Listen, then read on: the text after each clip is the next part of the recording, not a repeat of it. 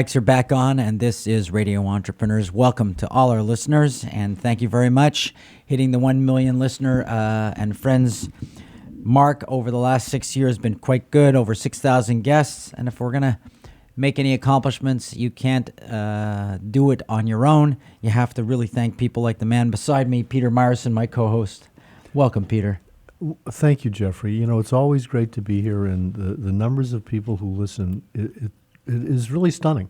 Well, you know, if you do enough shows, you know, if my mother clicked enough views, you know, yeah, I know, it would work. And your wife and my wife. That's true, but you know, we're not talking about doing this for 30 years. You know, no, it's not 30 years. We've accomplished it in quite a short time. Yeah, one step at a time. And our next guest, and you know, I think she's already a big hit on Radio Entrepreneurs because we've been all in the studio gobbling up her wonderful product. It's Helen Coates, founder, Copper Kettle Bakery.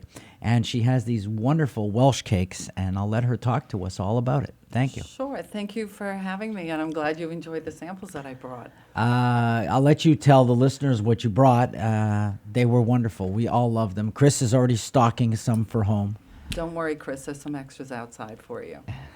So a Welsh cake is a cross between a scone, a biscuit, and a pancake. They're a traditional food from Wales.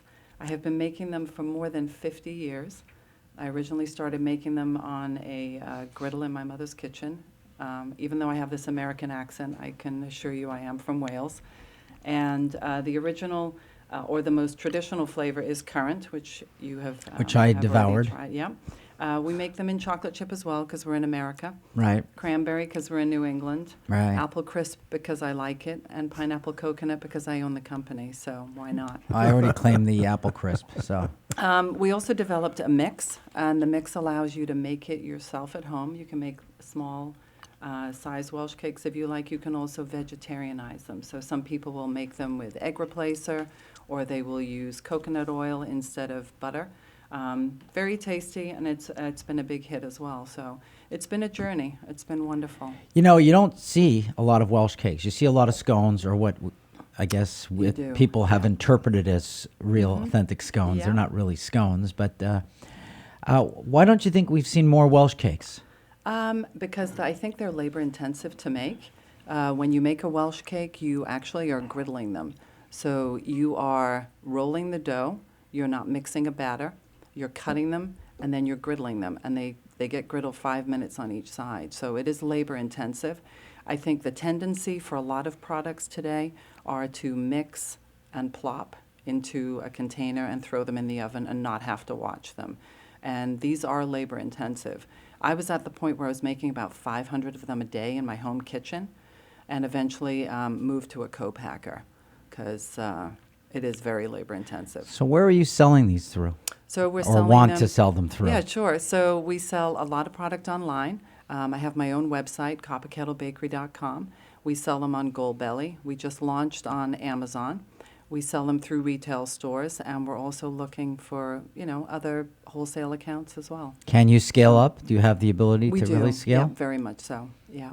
Interesting. And it's the great time of the year, too. So we've actually been in business 6 years as of next week. So exciting times. So what did you do before?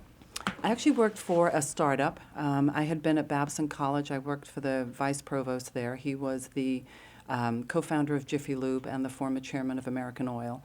So it was one of those experiences when you work with people who are so entrenched in entrepreneurship that you start to feel that yourself. And I ended up going to work with two students who started a company called Gemvara, which was an online jewelry marketplace that allowed you to change the metals and the stones of a piece of jewelry, and the pricing changed in front of your eyes. I worked with them for 6 or 7 years. The company actually went out of business. They were taken over by Warren Buffett, and I was laid off along with a bunch of other people, and sitting at home for a couple of weeks thinking, what am I going to do with the rest of my life? So I gave myself 2 weeks to feel a little bit miserable and started whipping up Welsh cakes and trying them on my neighbors and friends. And I thought they were telling me that they loved them because they felt sorry for me. And went You to the just local. told the story of most entrepreneurs. Yeah, Yeah. no, and it's true. And I'm always sitting at home thinking about what I want to do the next part of my life. Exactly. And so I went to a local store, High Street Market in Westwood, and said to her, if I get my license, would you be interested in carrying these? And she said, absolutely. So I got my ServSafe certification, so I could actually run a full-service restaurant if I wanted to, and my other licenses, and started packaging them and selling them, and then built my website. So that's it in a nutshell. That's a great story. So you've been working for 6 years. So what is your scale up plan? I mean, you obviously have one. Yep. So I think the biggest challenge we honestly have is when people see the product, they think it's just another chocolate chip cookie. And so getting past that this isn't, is probably one of the biggest challenges that we have. We made a couple of videos. I actually did that through Vistaprint, through a small business initiative that they had, which was terrific. And that has been incredibly helpful. We do a lot of outreach. We go to events. We go to farmers markets. And I think that's probably one of the best ways to get people to try your product. If you don't sample it, you can't just look at another product on the shelf and think, oh, maybe I'll try this. But the labeling, at least on the plastic packages, does not sort of explain the sort of benefit of the product as clearly. So it's interesting that you say that. My original packaging was a brown paper bag, and within a week, I got a phone call from the High Street Market saying, we love the product. It says it's a Welsh cake, but nobody knows what a Welsh cake Right, is. but I'm thinking in terms of the brand labeling. There's not a sort of a unique selling. There's not a line underneath the name of the cake that sort of explains some benefit to it, the benefit statement. For Okay, me. I get what you're saying. That's a valid point. Right. So But we- it's a great package. But again, if I were to look at that package, I would think they were chocolate chip cookies. Exactly. So hence the phrase, what is a Welsh cake? Right. And so we put the description underneath so that people would hopefully actually look that little bit further. Right. But once they've tried them, I think it makes a big difference. Whenever we do an event, I always take a griddle with me, and I always griddle product in front of people. Once you demo it, I'm sure people know It what it makes is. a huge difference, Right. yeah. We've actually done some events where we've gone to places like Williams-Sonoma. Williams-Sonoma is a great venue to go, even if they don't carry Especially your the product. mix. Yeah, which is great. Right. And then you can do... It fits their You can do your demo right there. You can sell direct to customers. Trader Joe's too, Yep, with the they mixes. love things that are different. They really do. So let's go back to your mom's kitchen. Sure. I have somebody at home who started cooking in her mom's kitchen, owned restaurants, because she liked to cook with her grandmother. Yep. Something must have stimulated you that made you sort of go to the stove and start cooking. Was it your mother? Was it something in your family? Or So interesting that my grandmother lived with us too. So my grandmother, she was from Liverpool, obviously as well, and moved in with us when we were teenagers. And there was always a lot of cooking going on. We had a stove that had a tiny little griddle in the center of it and the burners around the outside. And we used to griddle Welsh cakes in bacon fat or just about any grease that was in the Lard? Must have pan. tasted great. Did you cook it in lard It back was then? good. And I'm actually vegetarian now, so I don't do it that way Yeah. anymore. But it was just, and I'm sure there was probably some black pudding grease in there as well, because that was a big favorite.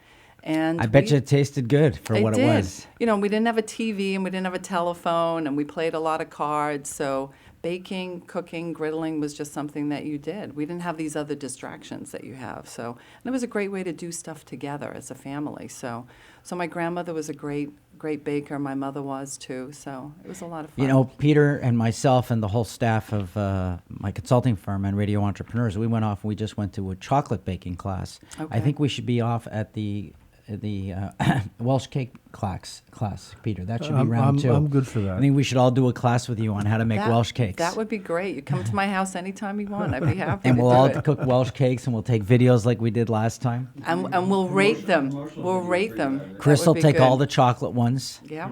He'll be fine. Off your hands. Right. You know what's great about this, though? I mean, I actually like your packaging because you can see the product and you can see what it is. That's why we switched. to Yeah, that, no, yeah. and I That hate. is an improvement. Yeah. I hate walking into a place where there's some product that I don't understand. It's a mystery. And it's yeah. a mystery, and it stays a mystery because it's in a brown box or something, Mm-hmm. So I think it's good. But what I like is the size and the fact that you can just, you can pick it up and eat it. Yeah. I mean, it's fabulous. Well, again, we've been speaking with Helen Coates, founder of Copper Kettle Bakery.